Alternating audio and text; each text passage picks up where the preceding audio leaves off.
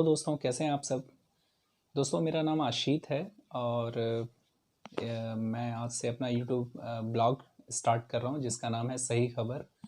दोस्तों, इस चैनल का जो मकसद है वो ये है कि मैं आप लोगों को कुछ नया कंटेंट दे सकूं, कुछ ऐसी चीज़ें बताऊं जो आपको जनरली यूट्यूब पे ना मिलती हों और जो आपके लिए यूज़फुल हो।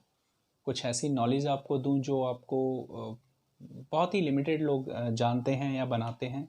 कोशिश मेरी यही रहेगी और आगे मैं बहुत सारी इस पे न्यूज़ जो कंपटीशन से रिलेटेड और पॉलिटिक्स से रिलेटेड, खेल से रिलेटेड बहुत सारी चीज़ें आप लोगों को बताऊंगा और बीच बीच में मैं आप लोगों को कुछ ऐसी चीज़ें बताऊंगा जो शायद ही आपने पहले कभी सुनी होगी, देखी होगी या जानी होगी। तो इन्जॉय करिए आप इस चैनल को और उम्मीद करता हूँ आपको मेरे हर ब्लॉग में कुछ कुछ अलग मिले, कुछ नया मिले जो आम भीड़ भाड़ से, आम जो यूट्यूब पे चीज़ें दिखाई जाती हैं जो आप देख देख के बोर हो जाते हैं, उससे कुछ अलग हो और कुछ नया सीखने को मिले। तो बेसिकली आज का जो टॉपिक है वो कंपटीशन से रिलेटेड है कि जो छोटे शहरों के बच्चे होते हैं और गाँव के जो बच्चे होते हैं वो कंपटीशन की तैयारी कैसे करें। क्योंकि मैं दिल्ली एनसीआर में रहता हूँ, तो यहाँ पर अगर मैं बात करूँ जो कोचिंग इंस्टीट्यूट हैं तो वो टोटल कॉरपोरेट हो गया है। वहाँ पे बहुत महंगी महंगी फ़ीस है और आम लोगों के लिए तो बहुत मुश्किल है कि वो अपने बच्चों को वहाँ से किसी परीक्षा की तैयारी करवा सकें, किसी कंपटीशन के लिए अपने बच्चे को अगर उनको कोचिंग इंस्टीट्यूट में एडमिशन दिलाना है तो लाखों रुपए फीस है। और तो मैं आपको आज उसी टॉपिक पे बात करने वाला हूँ आपसे, और इसमें हो सकता है आपने इसमें से बहुत सारी चीज़ें आप जानते हो और आपने पहले भी देखी हो, लेकिन मैं उम्मीद करता हूँ कि इसमें से बहुत सारे टिप्स ऐसे होंगे या कुछ एक टिप्स कह लीजिए ऐसे ज़रूर होंगे जो आपको पहले नहीं पता होंगे। तो दोस्तों देखिए, जब हम किसी कंपटीशन की तैयारी करते हैं तो जो पहला स्टेप होता है वो होता है टाइम टेबल। हम टाइम टेबल कैसे बनाते हैं, कौन सा सब्जेक्ट हमें कब पढ़ना है, कितनी देर पढ़ना है, वो सारा उसमें विवरण रहता है। और जो सब्जेक्ट हमारा वीक है उस पे हमको ज़्यादा से ज़्यादा टाइम देना चाहिए। टाइम टेबल ऐसा सेट करना चाहिए कि जो पोर्शन, जो सब्जेक्ट हमारा वीक है उस पर हम ज़्यादा टाइम दें, ज़्यादा फोकस रहें। और इसके साथ ही जो दूसरा स्टेप है वो ये है कि हमें पता होना चाहिए। देखिए, मैं आपको बताऊं कि बहुत सारे हमारे गांव में, छोटे छोटे शहरों में बहुत सारे ऐसे बच्चे हैं जो बहुत टैलेंटेड होते हैं। और मैंने देखा है, जब मैं कॉलेज कर रहा था तो मैंने बहुत सारे ऐसे अपने स्टूडेंट, मैं तो बहुत एवरेज स्टूडेंट था, लेकिन मैं इस इन्वायरमेंट से बहुत रिलेटेड रहा हूँ। और दोस्तों, एक और चीज़ है, मैं आपको बता दूं कि मैं जो चीज़ें आपको बताऊंगा या आगे दिखाने जा रहा हूँ वो मुझसे रिलेटेड है। मेरी मेरी जर्नी ऐसी रही है मेरे करियर में या फिर मेरी पर्सनल लाइफ में कि मैंने उन सब चीज़ों को बहुत क्लोजली ऑब्ज़र्व किया है, इसलिए मैं आप लोगों को वो सारी चीज़ें बता पाऊँगा। तो जो मैं कुछ अलग बताने की बात कर रहा हूँ वो ज़रूर मुझसे रिलेटेड होंगी चीज़ें, तो ज़्यादातर। तो जो सेकंड स्टेप मैंने बताया वो ये है कि बहुत सारे हमारे बच्चों को पता नहीं होता कि उनको कौन से राइटर की किताब पढ़नी है।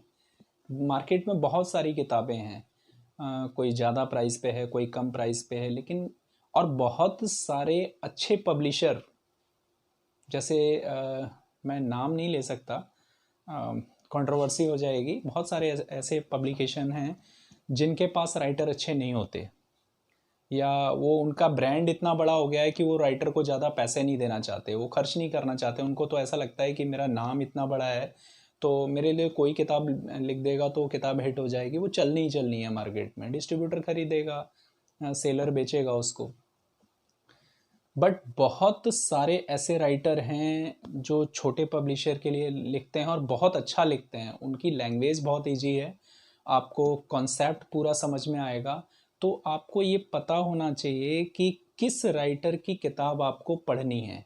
मैं आपको बता दूं कि ये सारे कंपटीशन की बात मैं नहीं कर रहा। बहुत सारे कंपटीशन ऐसे हैं जिनकी तैयारी स्पेशली आपको कोचिंग में ही करनी होती है, लेकिन ज़्यादातर जैसे पटवारी है, लेखपाल है, पुलिस हैं, पुलिस दरोगा वगैरह की जो भर्ती होती है, ये जनरली जितनी भी भर्तियां होती हैं छोटी मोटी, और अगर मैं बात करूं आईएएस लेवल की भी तैयारी आप इस जो मैं स्टेप बता रहा हूं उसमें एक कर सकते हैं, तो वो सारी चीज़ें आती हैं।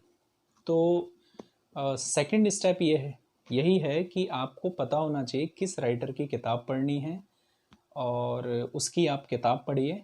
और हो सकता है उसके साथ दो तीन राइटर ऐसे हों जो सेम सेम क्वालिटी की किताबें लिखते हैं, तो आपको वो रिसर्च करना पड़ेगा कि मार्केट में कौन से, अगर आप मुझसे पूछेंगे कभी, अगर आपको ऐसा जानना होगा तो मैं आपको खुद बता सकता हूँ, लेकिन आपको ये रिसर्च करना होगा कि कौन सा राइटर अच्छा लिखता है, उसकी लैंग्वेज ईजी है और वो आपको समझ में आती है, और उससे उसको पढ़ने से कई लोगों ने कंपटीशन अपना जो है क्लियर किया होगा, तो ऐसे राइटर आपको पता होने चाहिए। कहने का मतलब ये है। तीसरा जो पॉइंट होता है, ये बड़ा अलग अलग सी मैं आपको बात बता रहा हूँ कि लोग कोचिंग में जाते हैं, लाखों रुपए फीस देते हैं। जैसे मैं आईएएस की बात करूँ तो मैंने कोचिंग में भी देखा है, बड़ी बड़ी कोचिंग की बात कर रहा हूँ, बड़े बड़े ब्रांड की बात कर रहा हूँ, कि वो वहाँ पे जो टीचर होते हैं वो लेक्चर देते हैं, आधुनिक भारत के बारे में बताते हैं, प्राचीन भारत के बारे में बताते हैं, मध्यकालीन भारत के बारे में बताते हैं। मैं एक हिस्ट्री का एग्जाम्पल आप लोगों को बता रहा हूँ। तो इन सब चीज़ों के बारे में किसी से कोचिंग लेने का क्या मतलब है? ये कोई मैथमेटिक्स का सवाल तो है नहीं, कोई इंग्लिश का ऐसा वर्ड तो है नहीं कि जिसका मीनिंग आपको नहीं समझ आ रहा, जिसका उच्चारण नहीं कर पा रहे आप, प्रोनाउंसिएशन नहीं हो पा रही आपसे। तो केमिस्ट्री का कोई कैलकुलेशन तो है नहीं।